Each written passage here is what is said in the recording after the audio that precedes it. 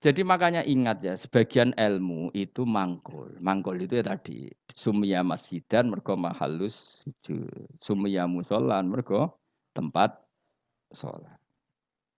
Jadi sebenarnya nama-nama ini normal saja, tidak perlu dikritik.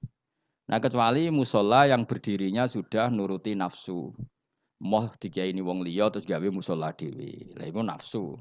Tapi kalau berdasar kebutuhan, karena tadi laisali alimin ayu qalida aliman akhor. Memang antar orang alim kalau ketemu satu majelis itu mesti sensitif. Itu sudah sunnatullah apa?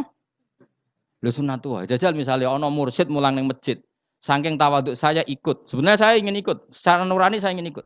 Tapi kan yo sakake mursite. Gak bebas ya. Waduh Gus Pak. Oh mesti meriang, wis tak jamin. Iki ora urusan sombong-sombongan. Loh saya pernah karena ini bukan sombong. Pernah di Masjid Jamek Tuban itu ada acara.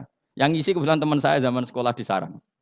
Itu saya pas itu yang main saja sama anak saya karena saya sering dolanan di Tuban, main keluarga bapak saya di Tuban. Keluar ketemu saya salaman. Lho Gus kene wis suwi. Wes innalillah musibah. Innalillah musibah Gus. Yo ngrungokno ngajiku. Gak ngene. Seneng alhamdulillah. Terus, tapi sebagian waduh.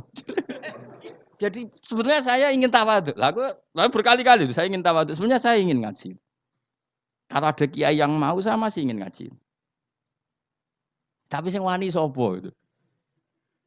Akhirnya mau ngaji Mbak Bahmun, Mbak Bapak karena itu yang berani. Saya masih sering datang ke kiai konsultasi masih sering sampai sekarang. Masih sering ditimbali dijak ngaji masih sering.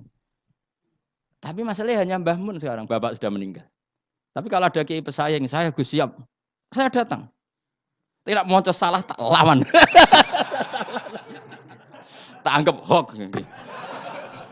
Oh tak lawan. Tak tahu kok jenengan hafal Quran pinten. Tolong jus, aku 30. Lereni.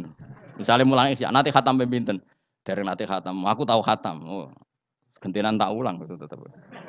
Karena ini enggak profesional, enggak profesional. Goblok sih mulang wong alim ini enggak.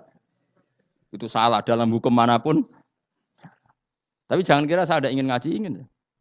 Makanya saya sering makmum di mana-mana. Karena saya ngaji sama orang lain tidak mungkin, mesti mereka sungkan. Maka tawaduk saya tak wujudkan saya jadi makmum. Di mana-mana saya sholat tuh makmum. Wiling-wilingan bahwa saya siap ikut orang mukmin. Kan sholat lebih ringan kan, lebih gampang. Dan akhirnya langsung mulai ikhya, balik ikhya tak malah ngaji. Enggak ngarep aku tak jamin.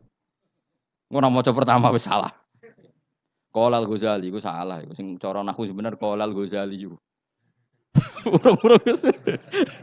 Mergo iku nisbat iku nak rofa ya. Qolal Bukhari sing bener mboten Qolal Bukhari. Wis emprit wis.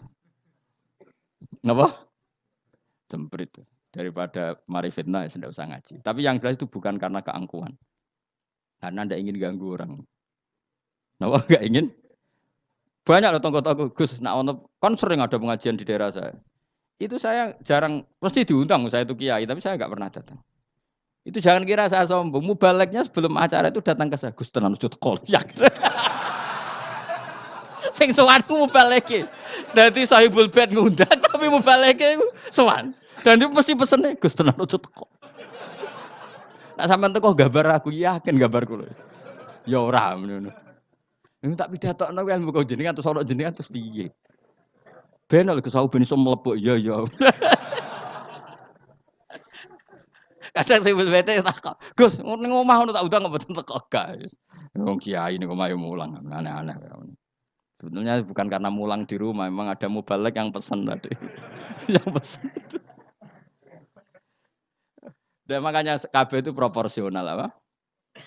Saya ulang lagi. Ini kembali ke mangkul lagi. Mubalighun maknanya orang yang menyampaikan karena balagha yubalighu tablighun. Terus penyampai itu disebut mubaligh. Semua itu ada. Makanya imam dikatakan imam karena panutan di depan, maka disebut imam. Orang alim jenenge juga imam karena panutan dalam ilmu al-imam al-Ghazali. Itu bukan imam sholat tapi imam panutan ilmu. Tena Imam Mustafa, Imam Maghrib ngono orang.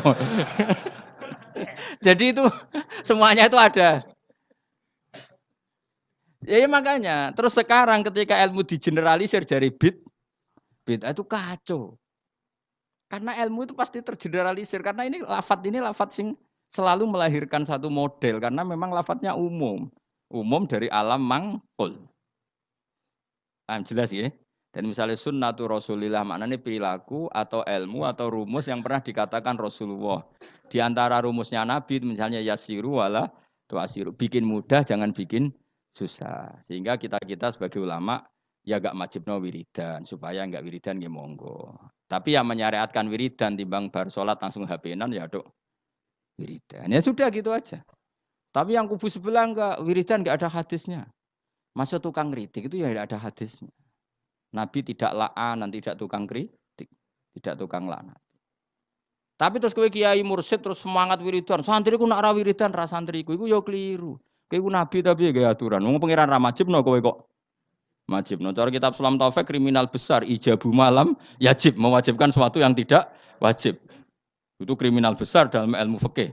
Mewajibkan sesuatu yang tidak wajib karena berarti musyarek bikin syariat baru. Makanya di pondok saya itu saya seneng sebagian santri wiridan, sebagian malah tak kandani, sing rodok guri, nak ben bubar. Ya sunat, ben gue iling-ilingan agak wajib. Saya dulu ngaji di Sarang, imamnya sudah bahmun, terus separuh musola bubar. Di Lirboyo saya berkali-kali makmum ya separuh masjid bubar. Gue iling-ilingan nak wiridan tidak wajib, tapi separuh ya ikut wiridan. Iling-ilingan nak wiridan sunat. Ojo koyo pondok-pondok sing fanatik wiridan koyo berdoain itu ya berat. Ono sing wanti wiridan bid'ah. Tapi ora anti HP. Bar salam wiridan ra oleh tapi nyalakan HP. Oleh. Lha iku hadis endi misalnya. Misalnya takok-takokan hadis. Wong ora usah ngono biasa wae. Kayak kula nus biasa wae. Ketemu sampean yo seneng, ketemu biasa wae. Ngene-ngene titipane Kanjeng Muhammad sallallahu alaihi wasallam. Kanjeng Nabi PK Budut wiridane ummati. Jadi sing dipenggalih Nabi ku umat. Lan kula anggere muangkel sampean ora sida. Ngrene hadis ummati wadah. Mangkel lah titipane Kanjeng.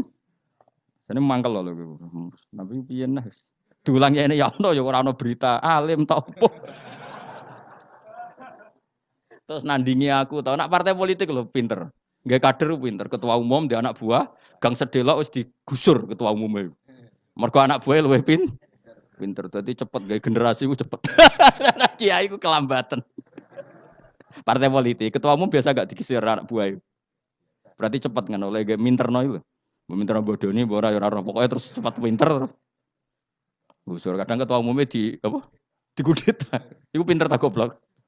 Pinter tapi madorot. Jangan pinter tapi madorot ya. Ya jelas ya. Jadi namanya Nabi dipilihkan Allah. Makanya kayak jo kaget nak. Ono orientalis bilang enggak ada di Taurat itu kata Muhammad Ahmad. Muhammad Ahmad itu kata mangkul, apa? Kata mangkul. Maknanya mangkul itu maknanya. Dan di situ memang ada makna-makna yang jelas menunjuk ke Rasulullah Muhammad Shallallahu Alaihi Wasallam. Jelas ya terus bener. Ya sudahlah pangeran gawe ngoten. Terus masalah salah ini yang perlu terang. Ini yang perlu terang. Nabi itu kalau salah itu tidak kayak kita. Kalau kita kan salah beneran. Ya salah beneran ya salah bakat. Jadi kira kepen salah ya tetap salah. Jangan bakatnya itu salah. Tapi kalau Nabi salah itu memang didesain Allah supaya nanti jadi syariat. Kalau Nabi nggak pernah salah maka syariat ini nggak akan terjalan. Misalnya Nabi Yusuf pernah ditakdir sekamar dengan Zulaikha.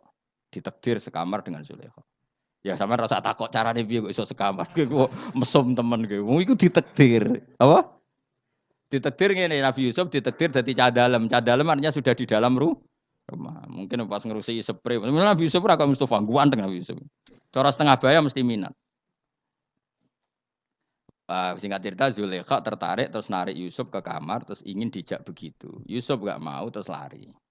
Ya sudah, akhirnya kita punya syariat. Syariat ketemu setengah baya yang syahwat adalah lari. Ya sudah seperti itu. Kowe ora usah bayangno Nabi kok sak kamar mbek wong wedok itu didesain Allah sedemikian rupa supaya ada syariat cara lari, cara akhirnya diceritakan. Yusuf lari. Nah, kemudian yang namanya lari itu kalau mau dijambak atau ditarik mesti kena gamis yang belakang.